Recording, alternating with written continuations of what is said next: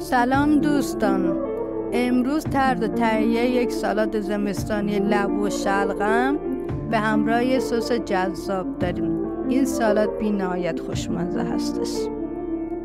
اول میایم لبوهای شسته شده رو سر تهش رو میگیریم، لای کاغذ روغنی میپیچیم و در فرم 200 درجه سانتیگراد از قبل گرم شده به مدت تقریبا 1 ساعت میپزیم.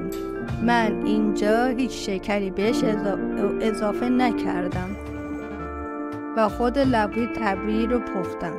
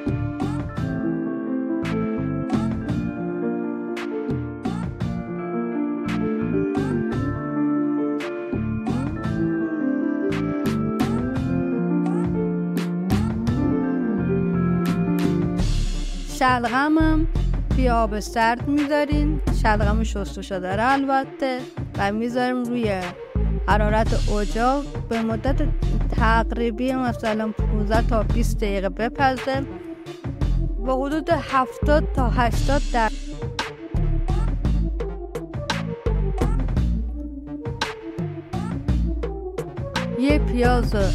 یه پیاز قرمز رو پوستش رو میگیریم و به صورت خلالای نازک خورد میکنیم، کنار میذاریم.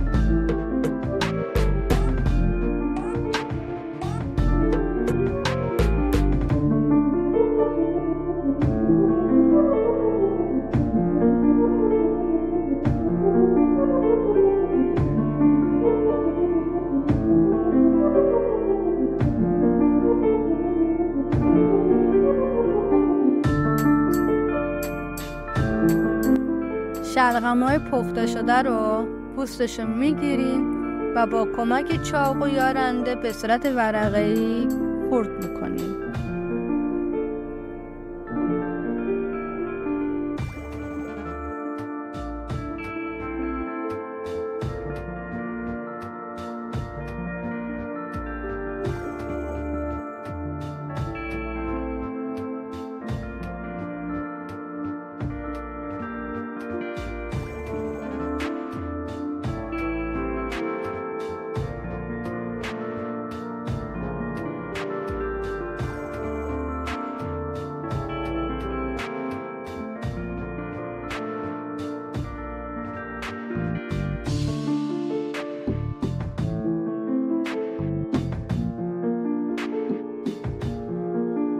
دو تا خیار متوسط رو به صورت عمودی برش میزنیم و مغز خیار یک کم خالی میکنیم و خیار رو هم به صورت خلال خرد میکنیم. البته اینجا میشه نیمه خلال و کنار میذاریم.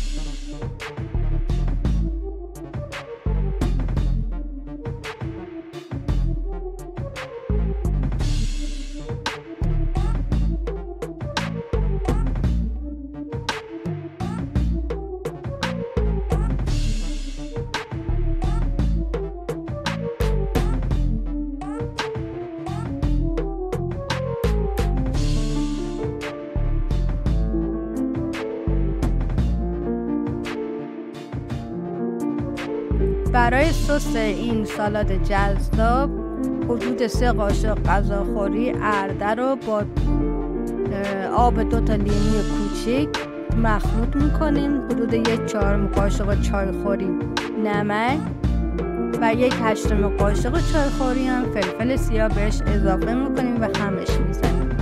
اگه دیدین سستون یکم سفت هستش، کم کم میتونید آب سرد و خیلی خیلی کم اضافه کنید و هم بزنید تا به صورت یه حالت سس تقریبا شل مانندی در بیاد.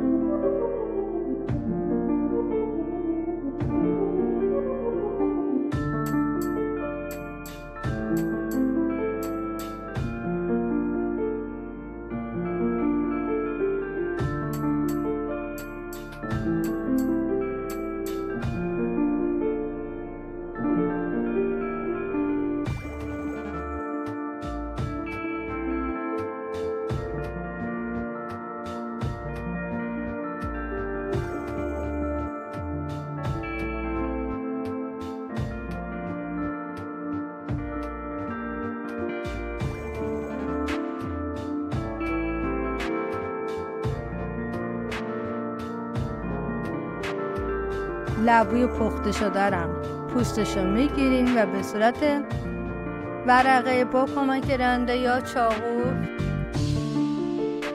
به صورت اسلایس برش میزنیم.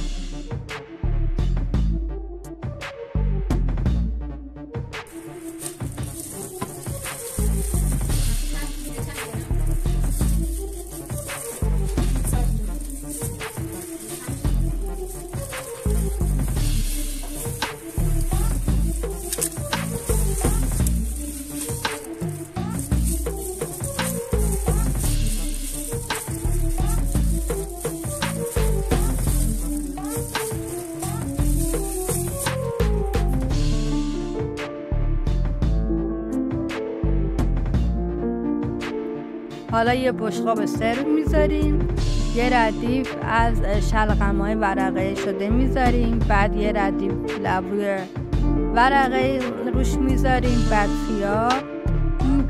خیار خورد شده روش میریزیم، بعد پیاز، بعد یک کم نخود پخته شده و در آخر من سبزی که دم دستم بود چند تا پر شیوید، اگه نبود گیشنیز، جعفری، همه این نوع سبزی رو میتونید استفاده بکنید و در آخر این سس جذاب به صورت خطی روی سالادتون بریزید و این سالاد خوشمزه رو نوش جان کنید.